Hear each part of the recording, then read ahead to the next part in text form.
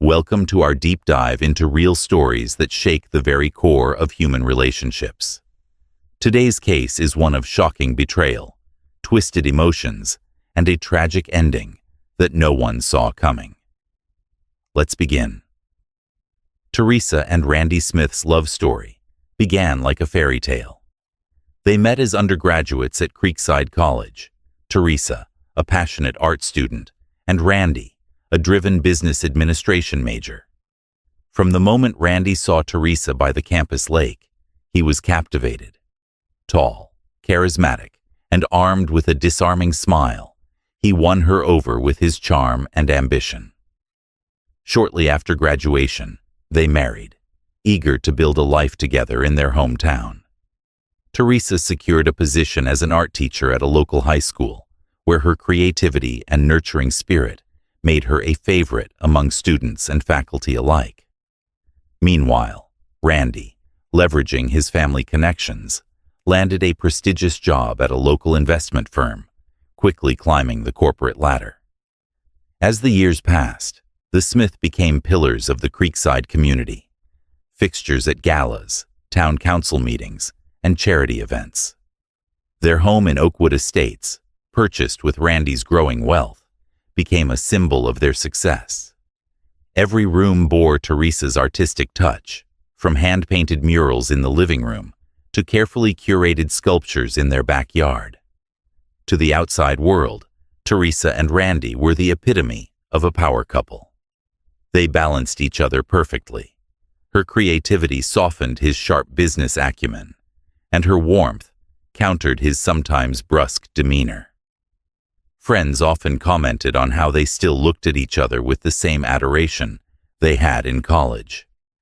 Yet beneath this picture-perfect life, tensions simmered. For years, Teresa and Randy struggled to conceive, enduring fertility treatments and heartbreak. The strain began to take its toll.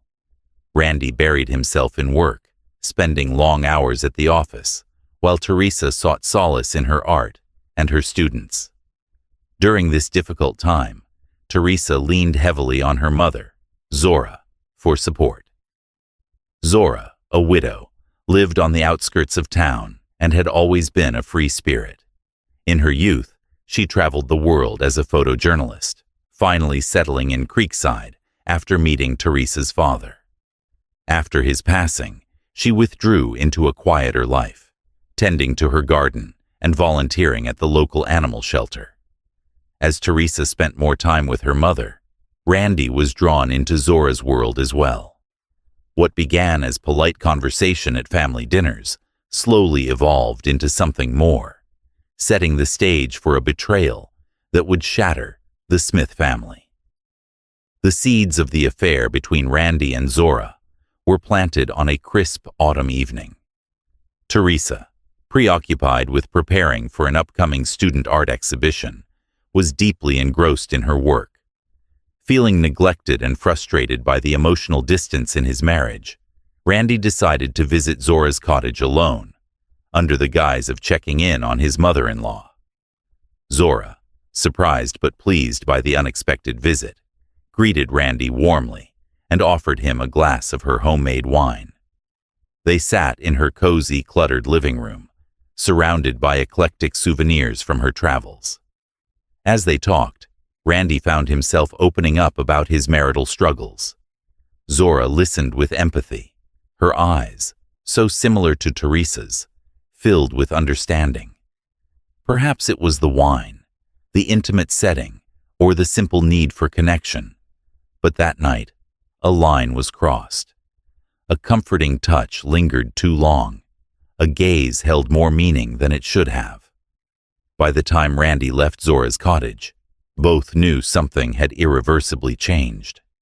In the weeks that followed, Randy and Zora found excuses to see each other. Zora suddenly needed help with home repairs, while Randy discovered a newfound interest in gardening. Their clandestine meetings became more frequent, always carefully timed to avoid suspicion. During one of their early encounters, Randy arrived at Zora's cottage to help fix a leaky faucet. As they worked side by side in the cramped bathroom, The air between them grew thick with unspoken tension. Their hands brushed, sending an electric current through both of them. When Zora reached past Randy for a towel, he caught the scent of her perfume, a heady mix of jasmine and vanilla that made his head swim.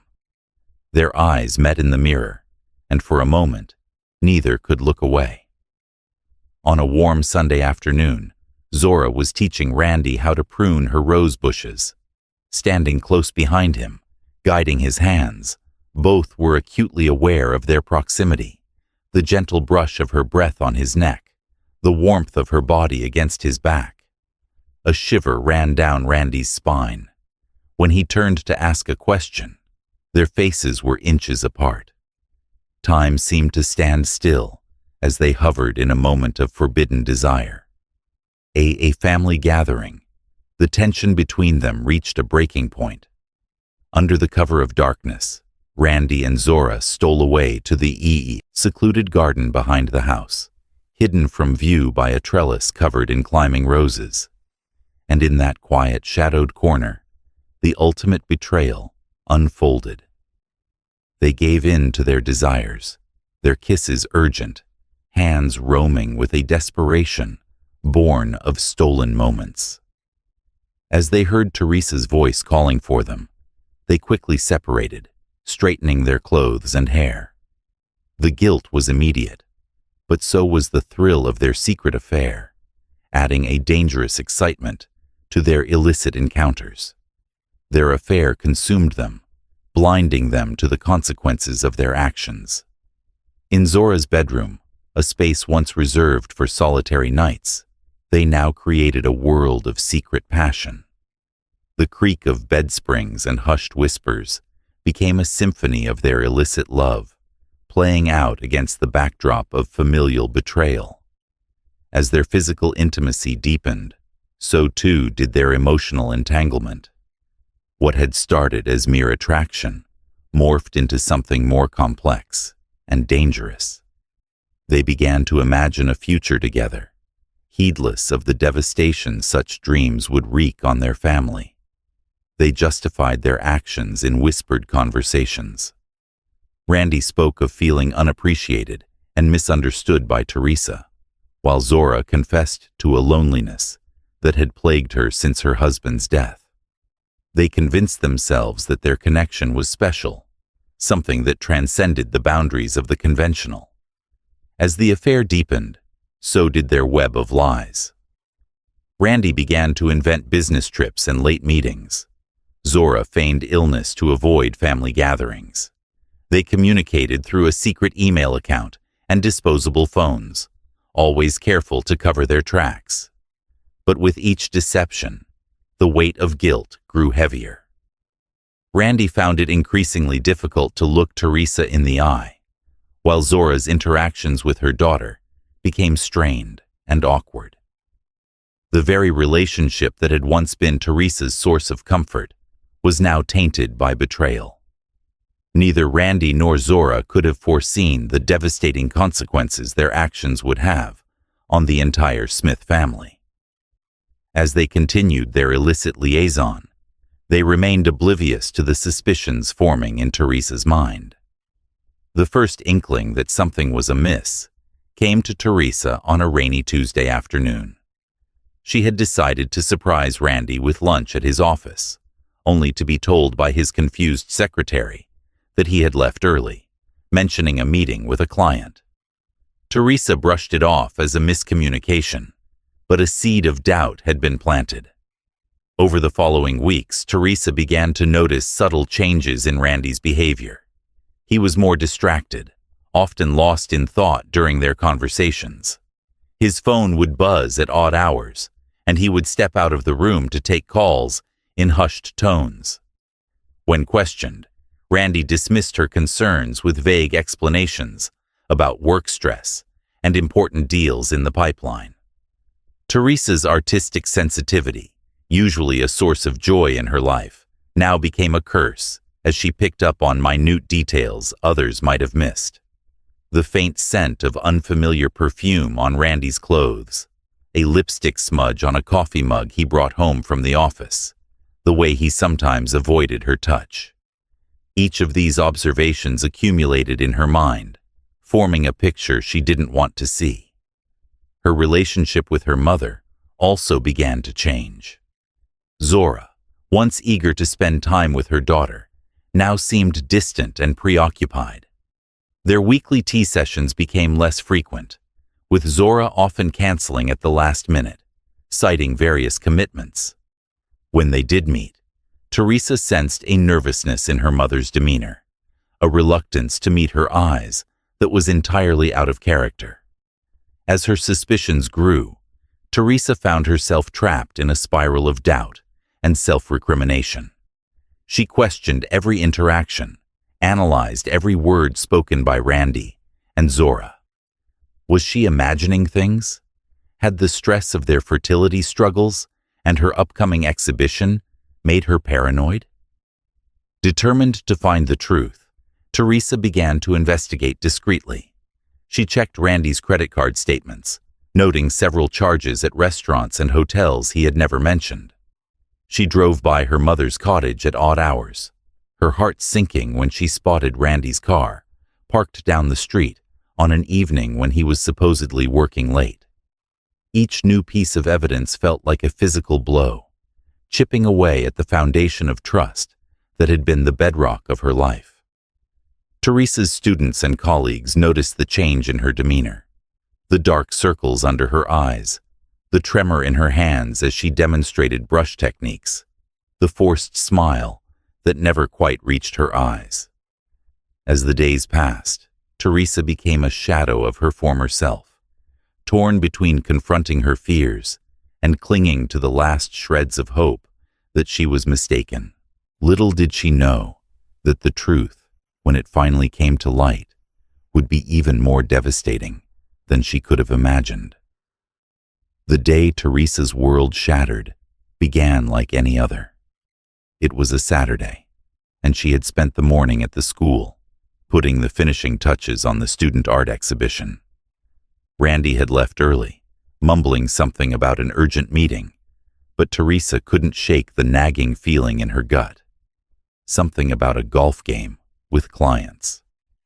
As Teresa drove home, her mind preoccupied with last-minute details for the upcoming show, she decided on a whim to stop by her mother's cottage. Perhaps a cup of tea and a chat would help calm her nerves. As Teresa turned onto the quiet lane leading to Zora's home, her heart nearly stopped. There, parked behind the cottage, was Randy's sleek black sedan. For a moment, Teresa sat in her car, hands gripping the steering wheel. She told herself there could be an innocent explanation, but deep down, she knew. With trembling legs, Teresa approached the cottage. The curtains were drawn, but through a gap, she could see movement inside. Taking a deep breath, she used her key to unlock the door, pushing it open as quietly as possible. The sight that greeted her would be forever seared into her memory.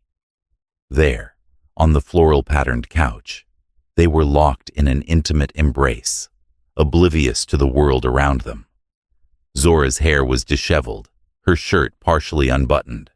On the coffee table, 2 half-empty wine glasses stood as mute witnesses to their betrayal. For a moment, time seemed to stand still.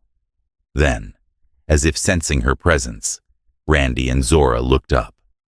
Their expressions were a mixture of guilt and a flicker of defiance.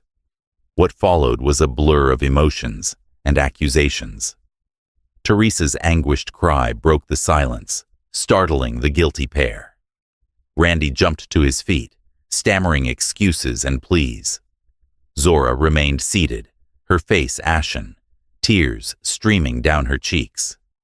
Teresa, her voice raw with pain and fury, hurled questions at them. The answers, when they came, were like daggers to her heart. 6 months. It started as friendship, then evolved. They hadn't meant for it to happen. They were sorry. Unable to bear their presence any longer, Teresa fled the cottage. She drove aimlessly for hours, her mind replaying the scene over and over. By the time she returned home, the sun had set, casting long shadows across the manicured lawn of the house she had once considered her sanctuary. As she sat in the darkened living room, surrounded by the trappings of her seemingly perfect life, Teresa felt something inside her break. The pain, the betrayal, the sheer magnitude of the deception. In that moment, a cold resolve began to form in her heart. Someone would have to pay for this betrayal, and Teresa knew exactly who that someone would be. The events leading up to the fatal shooting unfolded over several tense hours on that warm summer evening. Teresa, having spent the day in a haze of grief and anger, found herself pacing the halls of her home like a caged animal. The tick of the clock in the foyer seemed to mock her, counting down the moments until her world would irrevocably change. As dusk fell, Randy returned home. He entered cautiously, his usual confident stride replaced by hesitant steps. Teresa watched from the shadows of the dining room as he hung up his jacket and loosened his tie, the familiar routine now tainted by the knowledge of his betrayal.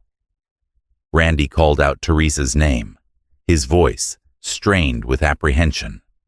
When she stepped into the light, he visibly flinched. The woman before him bore little resemblance to the vibrant, loving wife he had known. Teresa's eyes were red-rimmed and hollow, her posture rigid with barely contained fury. Randy, his face a mask of guilt and desperation, launched into a litany of excuses and apologies. He spoke of feeling neglected, of the pressures of work and their fertility struggles. He claimed the affair had been a mistake, a moment of weakness that had spiraled out of control. With each word, Teresa felt her anger rising, a tide of rage threatening to overwhelm her. Without fully realizing what she was doing, Teresa found herself walking to Randy's study. She knew he kept a handgun in the desk drawer, a precaution he had insisted on after a series of break-ins in the neighborhood. As if in a trance, she retrieved the weapon, feeling its cold weight in her hand.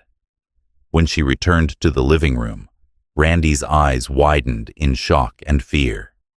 He raised his hands, backing away slowly, his words now coming in a panicked rush. He promised to end the affair, to go to counseling, to do whatever it took to save their marriage. But Teresa barely heard him. In her mind, she saw only images of Randy and Zora together, their betrayal playing on an endless loop. What happened next was a blur of motion and sound. Randy lunged forward, perhaps trying to disarm her. In that moment of chaos and heightened emotion, Teresa's finger tightened on the trigger. The gunshot was deafening in the confines of the room, followed by an eerie silence, broken only by the tinkling of shattered glass from a fallen picture frame. Randy staggered backward, a look of disbelief on his face as he pressed his hand to his chest. Blood seeped between his fingers, staining his crisp white shirt crimson. He collapsed to the floor, gasping for breath, his eyes locked on Teresa's in a silent plea. As the reality of what she had done crashed over her, Teresa dropped the gun. It clattered to the hardwood floor, the sound jolting her out of her shocked state. She rushed to Randy's side, her anger instantly replaced by horror and regret. She pressed her hands against the wound, desperately trying to stem the flow of blood. Blood pooled beneath Randy as his breathing grew labored, his skin turning pale. With trembling hands, Teresa reached for her phone, dialing 911. Her voice was unsteady as she relayed their address to the dispatcher, her pleas urgent and frantic. As she waited for help, she cradled Randy's head in her lap, whispering a desperate mix of apologies and encouragements for him to hold on. The next few minutes stretched into an eternity. Outside, alerted by the gunshot, neighbors gathered, their hushed voices a mix of concern and curiosity. Through the window, Teresa could see their faces peering in, expressions shifting from worry to shock as they took in the scene. She heard muffled voices, someone shouting about calling the police. When the paramedics arrived, they worked swiftly to stabilize Randy. Teresa sat in numbed silence as they loaded him onto a stretcher and rushed him into the waiting ambulance. The sirens faded into the distance, leaving her alone in the house, surrounded by the damning evidence of her actions. The police arrived soon after. Detective Mia Davis, a seasoned investigator with sharp eyes that missed nothing, took charge of the scene. Officers secured the area, collecting evidence, while Detective Davis approached Teresa, who sat motionless on the blood-stained couch. Her voice was firm, yet measured, as she informed Teresa of her rights. "Do you understand what happened here tonight?" Davis asked. Teresa, her voice barely above a whisper, recounted the events. The discovery of the affair, the confrontation, the moment the gun went off. She sounded detached, as if narrating someone else's story. But this was her reality, and there was no escaping it. As Teresa was led away in handcuffs, the full weight of the situation finally crashed down on her. From the corner of her eye, she saw neighbors watching from behind hastily drawn curtains, their faces a mixture of horror and fascination. At Creekside General Hospital, Randy Smith clung to life in the intensive care unit. The bullet had missed his heart by mere inches, lodging dangerously close to his spine. He underwent multiple surgeries as a steady stream of colleagues and family friends visited, their hushed conversations filled with speculation and disbelief. Zora, racked with guilt and shame, attempted to visit her son-in-law, but the Smith family refused to let her in. She retreated to her cottage, isolating herself from the world. The weight of her role in this tragedy seemed to age her overnight, her once vibrant demeanor replaced by a hollow-eyed stare. Meanwhile, Detective Davis delved deeper into the case, interviewing friends, colleagues, and family members to piece together the chain of events leading to that fateful night. The more she uncovered about the Smith family's history and the illicit affair, the more tangled the case became. As the investigation progressed, public opinion in Creekside shifted. What had initially seemed like a clear-cut case of attempted murder in a fit of rage was revealed to be a tragedy born of betrayal and shattered trust. The town found itself divided. Some sympathized with Teresa's plight, while others condemned her actions as inexcusable. A crucial piece of evidence emerged from an unexpected source: Teresa's best friend and fellow art teacher, Zara. She presented a series of text messages from the weeks leading up to the shooting, in which Teresa confided her suspicions and the signs of infidelity she had noticed.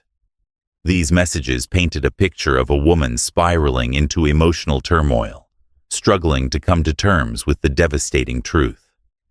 Inside the packed courtroom, tension thickened as the judge called the proceedings to order. The ambitious district attorney, Vincent Harding, painted Teresa as a vengeful woman who had committed a premeditated act of violence. He argued that the shooting was not a crime of passion, but a calculated attempt to punish both her husband and mother for their betrayal.